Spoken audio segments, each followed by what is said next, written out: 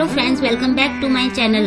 तो जैसा कि जस्ट वन बाइट के लास्ट एपिसोड में हमने देखा था कि फ्रेंड्स मीटिंग के दौरान यूनसंग क्यूनचान को उसकी बातों का मुंह तोड़ जवाब देती है और बाद में उसे घर पर समझ आ जाता है कि क्यूनजू को उसकी आदतों से कोई फर्क नहीं पड़ता है। कहानी में आगे हम देखते हैं कि सूजी रो रही होती है और यूनसंग उससे उसकी रोने की वजह पूछ रही होती है। वो कहती है, हमें बताओ, क्या चान ह्यूक ने तुम्हें चीट किया है? सूजी उन्हें आधी आधी बातें बताती है तो हिसुक उसे टोकते हुए कहती है, हमें कुछ समझ में नहीं आ रहा है कि तुम्हारा ब्रेकअप क्यों हुआ। फिर सूजी रोते हुए उन्हें शुरू से सारी बात बताना शुरू करती है। नेक्स्ट सीन में हम देखते हैं कि सूजी चान ह्यूक से मिलने जाती है और चान ह्यूक उसे मैसेज में नेक्स्ट फ्लोर में आने के लिए कहता है।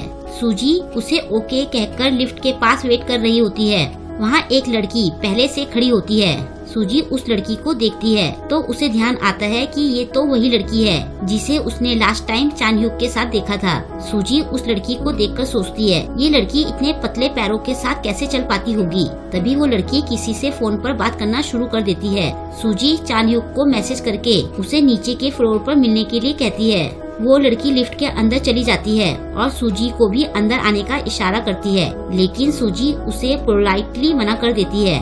तभी वो लड़की फोन पर बात करते हुए चान ह्यूक का नाम लेती है। सूजी को आइडिया लग जाता है कि वो लड़की चान ह्यूक से बात कर रही है, तो वो जल्दी से लिफ्ट रोक देती है और फिर वो लिफ्ट के अंदर चली जाती है। उधर घर पर यूनसंग और हिसुक सूजी के बर्थडे पार्टी की तैयारी कर रहे होते हैं। वो टाइम देखते हैं और फिर खाना बनाने की तैयारी शुरू कर देते हैं। उधर लिफ्ट में वो लड़की चान ह्यूक से फोन पर बात कर रही होती है। वो उसे कहती है कि तुम अपनी गर्लफ्रेंड को घर भेज दो और मेरे साथ चलो। उसे कुछ बताने की जरूरत नहीं है, उसे कह देना कि तुम प्रैक्टिस कर रहे हो। ये सब बातें सुनकर सूजी थोड़ा चौंक जाती है। आगे वो लड़की कहती है, हाँ मैं लगभग आ ही गई हूँ, चलो बाकी बातें मिलकर करते हैं। ये कहकर वो फोन रख देती है। तभी सूजी उसे रोकती है और उससे थोड़ी देर अपने साथ बात करने के लिए कहती है।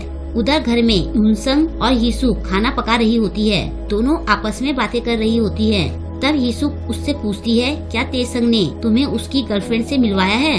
वो मना करती है और कहती है कि हम दोनों अपनी डेटिंग लाइफ के बारे में कुछ शेयर नहीं करते हैं। फिर वो कहती है, लेकिन मैंने एक बार उसके साथ एक लड़की को अपने घर के पास देखा था और वो बहुत क्यूट थी। हिसुक कहती है, तो तेसंग को क्यूट लड़कियां पसंद है? तो यूनसंग कहती है, मैं श्योर नहीं हूँ कि वो लड़की उसकी गर्लफ्रेंड थी। हिसुक पूछती है, अगर कभी वो अपनी गर्लफ्रेंड को घर लाया और वो तुम्हारे जानने वाली निकली तो तुम्हें कैसा लगेगा? यूनसंग कहती है, मुझे पता नहीं, लेकिन ये अनकंफर्टेबल होगा। ये तो और भी ऑकवर्ड होगा जब उसकी गर्लफ्रेंड मेरी जान पहचान वाली निकलेगी। हिसुक कुछ सोचते हुए कहती है, हाँ तुम ठीक कह रही हो। बाद में हिसुक अकेले में कुछ सोच रही होती है। सूजी बैठी होती है और चान ह्यूक उसके पास आता है। वो उसे अपने लेट आने का रीजन बताता है और फिर उसका हाथ पकड़कर उसे कहता है, चलो चलते हैं, तुम्हारी फ्रेंड्स वेट कर रही होंगी। वो सूजी का सैड फेस देखकर पूछता है, तुम्हें क्या हुआ? मुझे बताओ, तुम परेशान क्यों हो? वो उसे कहती है, जब मैं तुमसे मिलने आ रही थी तो मैंने तुम्हारी फ्रेंड गारम को फोन पर तुमसे बातें करते हुए सुना। वो उसे समझाने की कोशिश करता है, लेकिन वो कहना जारी रखती है और कहती है, मैं तुमसे ब्रेकअप करना चाहती हूँ। ये सुनकर वो हैरान हो जाता है। वो हंसते हुए कहता है, शायद तुम्हें कुछ गलतफहमी हुई होगी, तो मुझे एक्सप्लेन करने दो। उसके अंकल की ज्वेलरी की शॉप है। तो सूजी कहती है, मुझे पता है, तुम मेरे लिए बर्थडे गिफ्ट खरीदना चाहते थे। वो कहता है, तुम्हें पता है तो फिर बात क्या है? सूजी कहती है, मुझे पता है कि तुम मुझे प्यार करते हो और भले ही तुम्हारे आसपास कितनी भी सुंदर लड़कियां हो, तुम कभी मुझे धोखा नहीं दोगे। लेकिन जब से मैं तुम्हारे साथ रह रही हूँ, मेरी सेल्फ रिस्पेक्ट कम होती जा रही है। मैं हमेशा लोगों की बातें सुनती हूँ जो कहते हैं कि ये लड़का इसे डेट क्यों कर रहा है, जरूर ये लड़की बहुत अमीर होगी और या तो इस लड़की ने इसे फंसाया होगा। जब से मैं तुमसे मिली हूँ मैं ये बातें सुनती आ रही हूँ और कोई भी दिन ऐसा नहीं होगा जब ये बात सुनकर मेरा दिल नहीं दुखा होगा। और अब मुझे लगता है कि वो सारे लोग सही कहते हैं। सच बताऊं तो आज जब मैं गारम के पास खड़ी थी तो मुझे महसूस हुआ कि वो तुम्हारे लिए मुझसे ज्यादा परफेक्ट है। चान ह्यूक ये सुनकर काफी हैरान होता है और कहता है, तुम मुझे हर्ट कर रही हो। तुम्हें क्या लगता है कि मैंने इतने साल तुम्हारे साथ ऐसे ही मजाक में बिताए ताकि तुम मुझे ये सब कह सको? क्या तुम्हें पता नहीं है कि मैंने अब तक तुम्हारे लिए क्या कुछ नहीं किया है? क्या तुम दूसरे लोगों की वजह से मुझसे ब्रेकअप करना चाहती हो?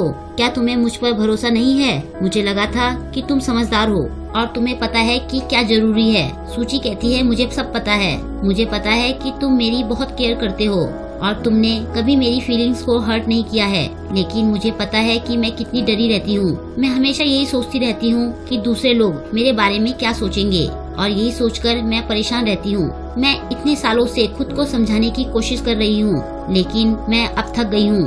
और ऐसा कहकर वो रोने लगती है। फिर वो कहती है, मुझ में अब इस रिश्ते को संभालने की हिम्मत नहीं है, इसलिए अब मैं तुमसे नहीं मिलना चाहती हूँ। चान ह्यूक कहता है, ठीक है, मैं समझ गया कि तुम क्या कहना चाहती हो। वो जाने लगती है तो चान ह्यूक उसे रोकता है। तो वो कहती है, मैं बहुत एम्बेरस फील कर रही हूँ, तो तुम मुझे अकेले जाने दो, वैसे भी आज मेरा बर्थडे है। ऐसा कहकर वो चली जाती है। चान ह्यूक अकेले बैठकर रो रहा होता है। वो अपना फोन चेक करता है तो गारम ने उसे मैसेज किया होता है और कहा होता है कि तुम्हारी गर्लफ्रेंड को सब पता चल गया था, तो मैंने उसे सब बता दिया। जब उसे पता चल गया है तो तुम उसके साथ आकर गिफ्ट ले लेना, वरना वो कुछ गलत समझ जाएगी। अब वो अकेले में बहुत फ्रस्ट्रेटेड फील कर रहा होता है।